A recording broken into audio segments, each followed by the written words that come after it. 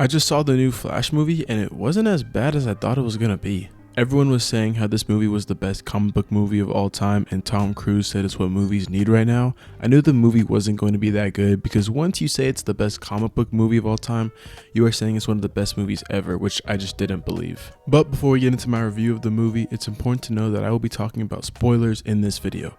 Make sure to subscribe to the channel and comment on who is a better Flash, Wally West or Barry Allen. Now before we get into the things I didn't like, let's go over the things I actually enjoyed because there's not many. The first thing I want to mention was the actual shots themselves. I don't think they are bad at all. At the beginning of the film, when Barry takes off using his speed, I thought it looked pretty good from a camera movement standpoint, and I liked how the director made Barry seem fast and what it would be like if you're running at high speeds. But the camera work itself in this film I thought was extremely solid, but I wasn't that surprised since Muschietti is a very capable director, but I am worried about him being the director of the new Batman movie, but that movie cannot be worse than Batman and Robin, so it should be okay. Another thing I liked was the emotional core of the story with Barry and his mom. They do a pretty good job convincing us how good the relationship is between the two, and at the end of the movie when Barry has to say goodbye to his mom, it was pretty heartbreaking. I do wish we got to spend more time with his mom and develop the relationship between the two more. But when they were together, I enjoyed it. Just feels kinda weird that we spent a good amount of time learning about them in the beginning and then never seeing her again till Barry says goodbye at the end. The side cast in this film was pretty solid. I thought Supergirl was good in this film and was one of the standouts in this movie.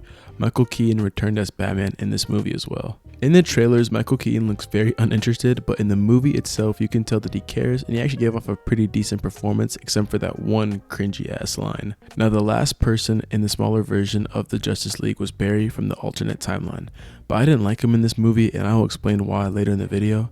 And yeah, after that I didn't really like anything else. Ezra Miller is a bad Barry Allen. There is nothing wrong with changing a character from the comic book as long as it fits the story, but I genuinely cannot stand the way Ezra portrays Barry. Admittedly, I know for a lot of comic book fans, Barry Allen comes off as boring, and in my opinion, he is kind of boring, but that's his character.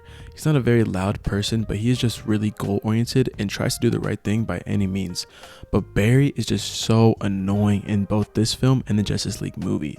They make Barry the comedic relief of the team, which is fine, but if they're gonna do that, then why make him so annoying? Ezra in this film just comes off as awkward and it's just too much for me, especially in the scenes when Barry is talking to Iris. I think the way Barry is portrayed in these movies like The Flash and Justice League is mostly a script problem than an actor problem.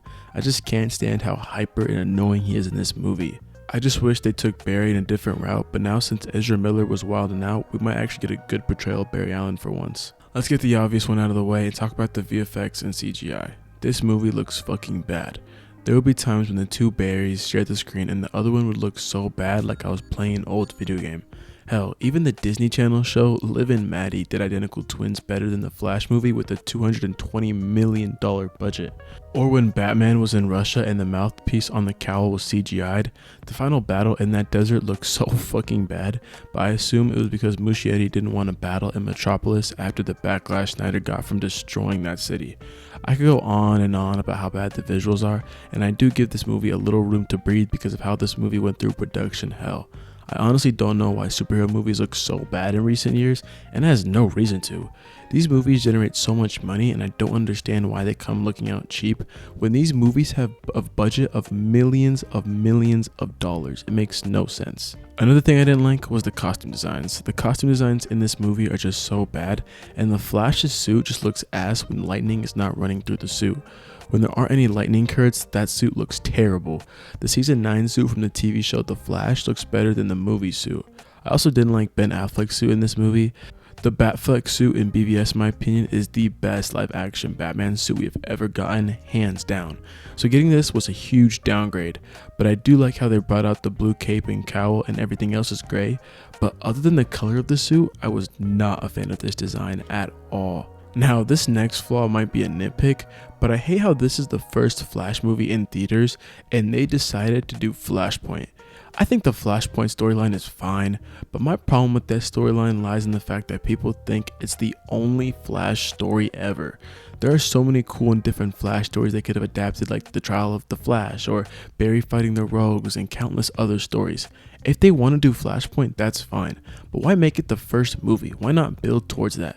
It's also pretty weird that they chose Michael Keaton as Batman, an alternate version of Barry, and Supergirl to be the side cast of this film, but not the Flash family.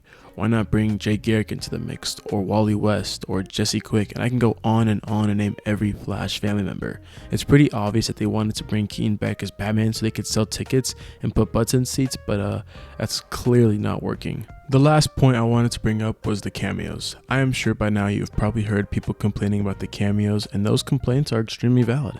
This movie already has a ton of controversy due to Ezra Miller being the reverse Flash in real life, so to see them bring back Christopher Reeves into the film without asking the family is pretty messed up. He also didn't look the best, which is weird to me because I don't know why they just didn't use old footage from the old Superman movies.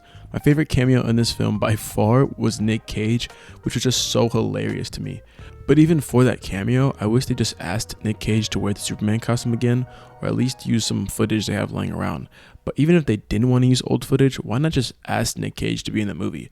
No offense to him, but that guy will literally be in anything, so I doubt he would have said no. Another thing I wanted to mention was that bringing back George Reeves to be Superman in this film is pretty fucked up considering he hated being Superman and committed suicide. All in all, I think The Flash is an okay movie overall. I was confused when it ended because I thought the film was going to reset the DC timeline, but it ultimately didn't. I think it's a good thing that DC is getting a reset because man, their connected universe is such a mess. But overall, I had a fun time with the movie and it'll probably not cross my mind ever again in a couple of days. But since this movie is bombing, it makes me wonder if James Gunn's new universe will make a ton of money because Twitter makes it seem like everyone's a DC fan, but when it's time to watch their movies, no one does.